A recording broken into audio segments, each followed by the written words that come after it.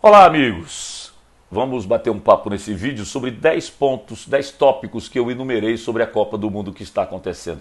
5 tópicos são alusivos ao pré-Copa e 5 tópicos são alusivos ao que está acontecendo de mais importante lá no Catar. O primeiro ponto, antes da Copa, foi a constatação da ausência da Itália. Isso está reverberando muito no Catar, porque a gente sempre gosta de conviver com os italianos que são amantes do futebol. E a Itália tropeçou contra a Macedônia, ficou de fora da Copa do Mundo pela segunda vez consecutiva. Aliás, eu estou aqui com a camisa da Seleção Brasileira, alusiva à Seleção Brasileira, Copa do Mundo eu sou bastante pacheco, por isso que eu vejo o jogo. Primeira vez como torcedor, depois eu vou ver o jogo como jornalista, quando eu não estou trabalhando, né? Quando eu estou trabalhando eu já vejo de uma vez só como jornalista, esqueço o torcedor e o torcedor vê depois. Eu inverto a operação. Mas eu não me orgulho de maneira alguma de ser a única seleção presente em todas as Copas do Mundo. É a obrigação do Brasil jogar contra a Bolívia, contra o Equador, contra Peru, contra a Venezuela, pelo amor de Deus. O Brasil tem a obrigação de ir para a Copa e, vez por outra, a gente vai ver uma seleção forte ficar de fora por um tropeço contra uma seleção de menor condição técnica, como foi o caso da Itália pela segunda vez. Então, vamos para a Copa em novembro. Além da Itália ficar de fora, a Copa em novembro, o segundo tópico que eu pego pré-Copa. Foi muito legal a definição da Copa em novembro, porque nós vamos ter pela primeira vez jogadores que atuam na Europa chegando voando fisicamente, né? Então do começo para o meio da temporada vai ser bem interessante, porque teremos um aspecto físico bastante elevado, consequentemente o técnico também, porque se o craque está descansado, o craque tende a render muito mais. Aliás, muito se comenta de que Neymar nunca chegou, essa é a terceira Copa dele, ele jamais chegou tão bem condicionado para uma competição como essa que ele está agora. E aí o fato da Copa ser em novembro tem que ser bastante enaltecida, porque teremos essa condição física melhor para a maioria das seleções. O Brasil só tem 3 jogadores que atuam aqui, o Everton no Palmeiras, Everton Ribeiro e Pedro no Flamengo, os demais todos, à exceção do Dani Alves, né, que ficou fora aí dessa pré-temporada, foi lá para o Barcelona para fazer um treinamento físico se condicionando para a Copa, mas não estava jogando. Todos os demais estavam jogando em times da Europa e em times de condicionamento físico de um nível bastante elevado, né? Campeonatos, competições bastante exigentes. Os favoritos que estão classificados. Bom, o Brasil, lógico, não só pelo elenco, para mim o melhor elenco desde 2002, depois dos 4 R's, Rivaldo, Ronaldinho, Gaúcho, Ronaldo Fenômeno e Roberto Carlos, essa é a melhor seleção. É o melhor elenco da seleção em Copas do Mundo.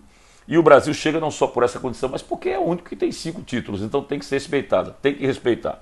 A França porque é atual campeã, não tem que discutir, um excelente elenco. A Alemanha porque é tetracampeã do mundo e é sempre uma seleção de chegada. A Argentina, apesar de ter sido lá atrás, tem Lionel Messi, e o fato do Messi ser 7 vezes eleito, ter sido 7 vezes eleito o melhor do mundo, condiciona a Argentina sim à conquista do título. Além de Espanha e de Inglaterra, bons elencos e um título cada. Quarto tópico, azarões. A Holanda, quem já ouviu essa frase aí? Quem não ouviu, atire a primeira pedra. A Holanda jogou como nunca, perdeu como sempre. A Bélgica, que tirou o Brasil no último Mundial, tem aí o azar, tem o De Bruyne, nessa 31 anos de idade, ainda tem o Lukaku com mais algum tempinho, mas a Bélgica, sem dúvida alguma, ela pode surpreender. Seria um azarão. Uruguai, pelo bicampeonato apenas, Luizito Soares, De Arrascaeta, não sei se chega, mas está aí, cortada. A Dinamarca, sempre vai se questionar, né, o futebol dinamarquês, que não tem condição de chegar, mas tem muita gente cravando que pode ser uma surpresa. E a Croácia, porque é a atual vice-campeã do mundo, mas eu também não faço muita fé, não cravo muito a Croácia sequer para a condição de azarão. O quinto tópico, bastante discutido antes da Copa, são as contusões. Foram as contusões que aconteceram. As contusões do Kanté e do Pogba, e logo depois do Benzema, na seleção francesa, e do Mané, de Senegal, também ficando de fora. Foram bastante discutidas essas questões. Começou a Copa do Mundo. Aí a gente começou a falar sobre as 2 goleadas de 2 seleções que se impuseram. A Inglaterra sobre o Irã, sem dar chance para o azar, 6-2. E a Espanha, principalmente depois das 2 zebras que aconteceram, a Espanha se impôs diante da Costa Rica, que fez 7-0. Aí vem a primeira zebra. 7º tópico aqui da gente. A derrota da Argentina para a Arábia. A Argentina faz 1-0. A Argentina tem 3 gols anulados. E a Argentina para. A Arábia disse que ia ser raçuda, só isso. Foi mais do que isso. Foi brilhante. dentro das limitações dela, conquistou 2 gols e virou a partida e a Argentina não conseguiu chegar ao gol de empate. Uma zebra que pode tirar a Argentina da próxima fase, vai ter que vencer o México nesse sábado. Depois da derrota da Argentina para a Arábia, a gente teve o pênalti desperdiçado pelo Lewandowski. Nunca tinha feito 600 gols, nunca fez um gol na Copa do Mundo. Aí o Lewandowski vai para a cobrança de um pênalti que ele mesmo sofreu e Ochoa, que tem 5 Copas do Mundo no lombo, essa é a 5ª, vai lá e faz uma grande defesa, muito se comentou sobre isso.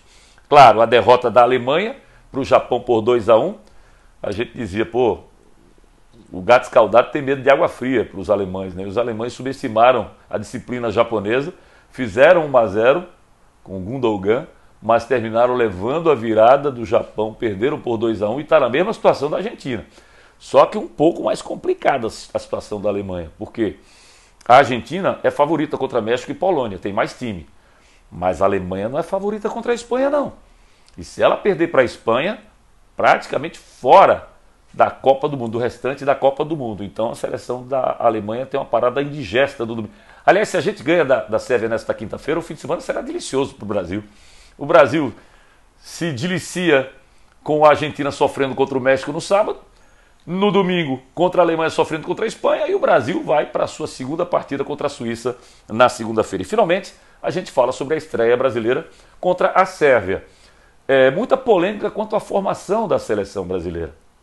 A seleção brasileira ela tem 2 pragmáticas escalações nos últimos jogos sob o comando do Tite.